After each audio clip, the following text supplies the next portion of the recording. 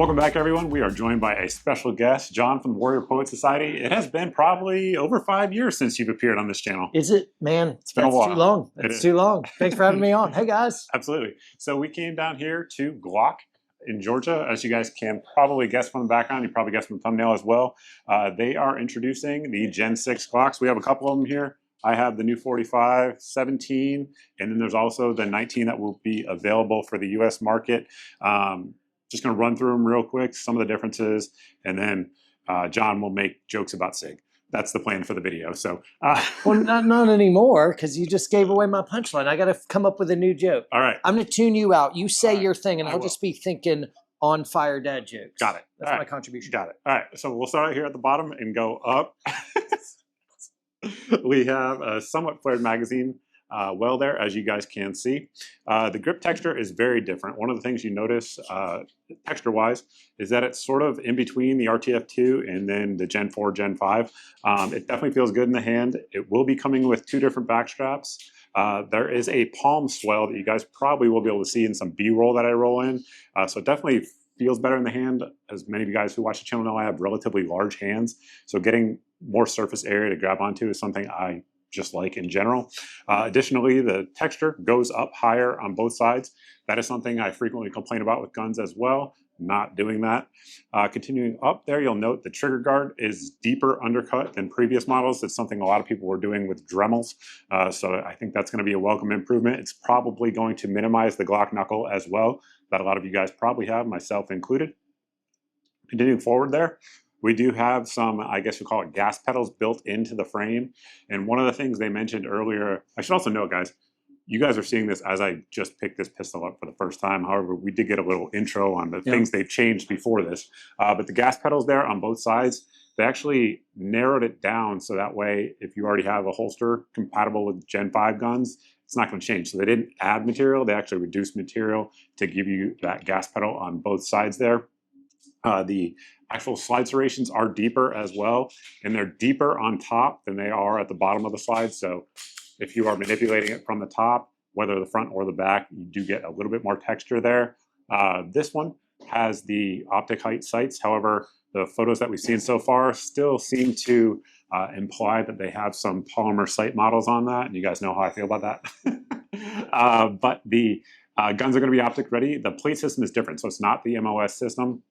It actually has a polymer plate that inserts onto a lower cut version of the slide, so it's lower than the old MOS plates. And the polymer insert, the reason they explained it to us is that they apparently tested it with steel as well as polymer, and they said the polymer is actually going to secure it a little bit better because it sort of acts as a, similar to like a crush washer, if you will, as you add the tension to it. And the footprints from the factory, in terms of plates that they're going to include, are going to be the Delta Point footprint as well as the RMR. And then, of course, one thing you guys are probably going to want to know as well is that trigger. It has a flat-ish face on there, and the trigger brake still feels about 5.5 pounds to me, but the flat trigger does feel different for sure. The slide lock, slide release is still ambidextrous, and if we take this one apart, one thing you'll notice that is a sort of a throwback to the olden days, if you will, is that they have this single recoil spring rather than the dual captured spring that they've used on the Gen 4s and Gen 5s. And then additionally, they have the added material that you guys have seen on the B series as well, still on there.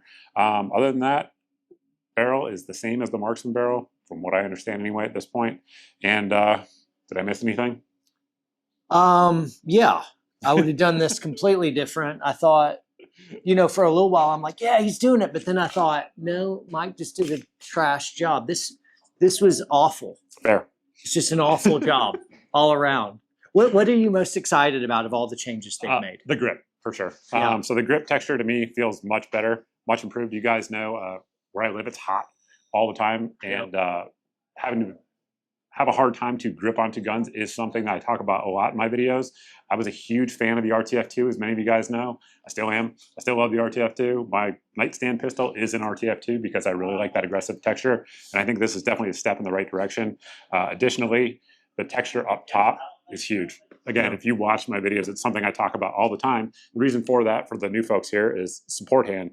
It lets you bite into that pistol. That's right. And get more leverage on it when you're firing. That's right. What y'all won't be able to appreciate as well, just watching through a screen, is just how curvy this is. When you interact with it, it really kind of swells out in the middle there where you're like, oh, this guy ate a little too much for Thanksgiving right there in the middle. So it really kind of swells out and then it dents down here. Now, for me, in the Gen 5 Glocks, it was a bit of a deal killer in that whenever I was shooting, my high aggressive grip would sometimes push this slide stop lever up and I'd get the slide to lock to the rear even when I had additional rounds. So all the Gen 1 through 4s, just fine with, but Gen 5, that was a deal breaker. And on this, because they have a real sharp kind of indentation right here and a shield right there, I don't expect it to be happening. And this will probably be a really good option for me. So I am cautiously optimistic that this will improve upon the Gen 5. But as I'm just interacting with this, everything's a bit more exaggerated than before. I agree. Right here, the magwell is more flared. Yep.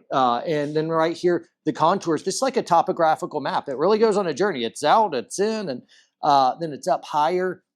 This right here, to be able to get your hand a little bit higher for the undercut's a big deal. The cocking serrations right here, they're deeper than they probably look in two-dimensionality. It's here. noticeable when you grab them. The gas pedal, it really does divot in. It's not just a gesture of like, they have something meaningful there. And the tackiness of the grip, I do like it. I do like it. It's not too much. So your hand will stick to the gun, but your gun isn't sticking to your hand, if that makes sense, when you do quick weapon manipulations.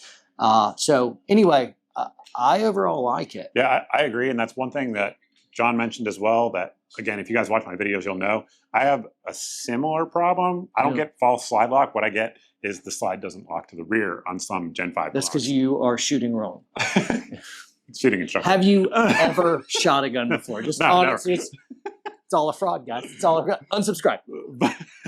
Just kidding. But I should be rolling in B-roll. You can see they added a lot of material underneath those slide lock and slide stop levers. So it should help with that. I haven't shot it yet.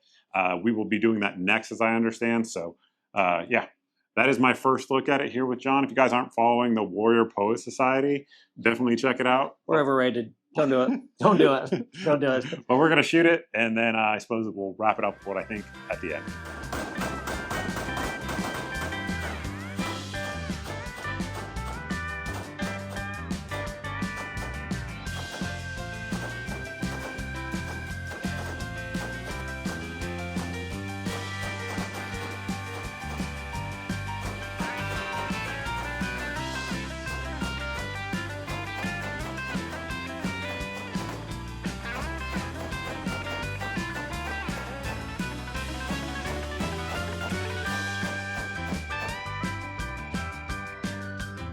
Now that we have shot the guns, we're going to talk about shooting impressions, a few details that we left out, and then sort of what I think of them overall. So shooting the guns, we had 9 guns out there for us to use. During the event, I believe 4,000 rounds was what they said was fired. I watched everyone shooting. The ejection looked good, which you guys probably saw from some of the shooting that we have been rolling in on all the different models. There are 3 different models that will be available in the US upon launch. It'll be the Gen 6 17, which is basically taking the form factor of the old Glock 47. The 19, and then the G45, which is, again, my preference, sort of a little bit shorter on the slide with the Glock 19 slide length, and then the full-size grip. Definitely dig that. And then overseas, there will be a Glock 49 model that is available as well. That's initially, all of them are going to be, optics ready, and I believe the price point they said is going to be a little bit higher. I think MSRP is going to be $750, something like that. So it's going to be a little higher because, of course, they're all MOS. What the street price will be, we don't know. Gentleman who was giving us a brief said that they expect the production units to start hitting store shelves in January, but with all the information getting out ahead of time, I'm not sure if that's going to be moved up or not. I honestly don't know. So there is that. One other thing I didn't notice until we were really tearing the guns apart is that they have a new extractor housing unit.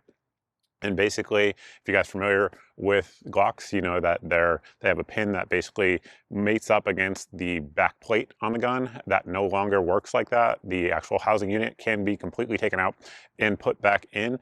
Reason for that is that a lot of people were messing up with their screws, using screws that were too long, and it was causing malfunction issues. If you guys watched my Ruger RXM video, you guys saw me have that exact issue, and it was my fault, obviously. But that was something apparently Glock was running into as well.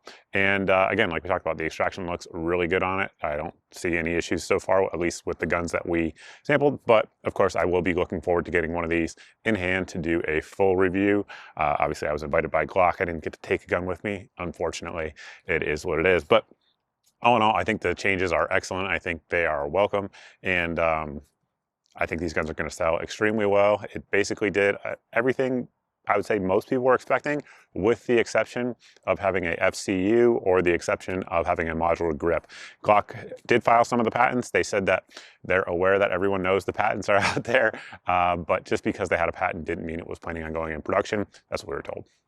So there is that. But yeah, I mean, I think these things are going to sell extremely well, particularly if they are as reliable as the ones that we used there, which I don't expect them not to be. So I suppose there is that. If you guys have any questions about the gun or anything like that, definitely post it down below.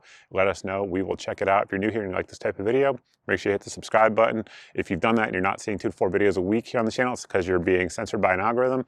Easy way around that is to sign up for the email at the website here at mrgunsandgear.com. I'll get you put on 2 different lists. One that goes out once a month, has all my videos in it since the previous monthly email, so that way there's no big tech giant censoring your eyes from my content. It'll also get you put on the daily deals email, so should the Glocks come in stock, the optics come in stock that we were using, any of the ammo, all of those sorts of things, whatever the item is, a light laser, if it's in the daily deals email on a given day, it's the cheapest I know for that item because I've already done the price comparisons for you. So that way it saves you guys some time and some money. There's also a good meme in there that I'm sure a lot of you guys will like. So definitely sign up for that. And lastly, we do have an SMS service that you can sign up for. That goes out at most once a day and typically not even every day. And it either has a smoking deal or a new video that just dropped. Once again, getting around the algorithmic censorship, going straight into your text inbox.